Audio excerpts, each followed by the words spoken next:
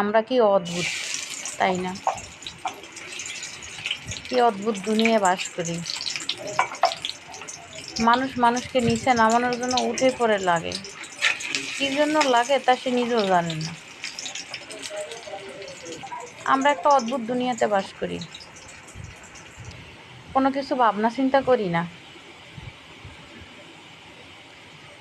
কিন্তু একটা কথা কি জানেন, কারো বিশ্বাস নিয়ে কখনো ছিনিমিনি খেলবেন না, কারো বিশ্বাস কখনো ভাঙবেন না।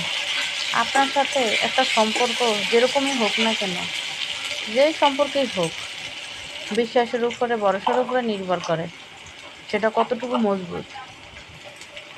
ভুল বুঝাবুঝি হতেই পারে, সেটা কয়দিনই বা থাকে, ভুল বুঝাবুঝি তো একসময় মিটে যাবে, কিন্তু ভুল বুঝাবুঝির মাঝে যে আপনি বড় একটা দেওয়াল তৈরি করছেন, এটার কি হবে?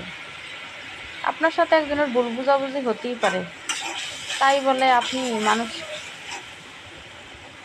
মানুষের কাছে তার বদনাম করবেন, তাকে ছোট করবেন, কীভাবে তাকে হেনস্থা করা যায় ওইটা যদি চিন্তা করেন, তাহলে কিসের সম্পর্ক, কিসের বিশ্বাস আর কিসের ভালোবাসা?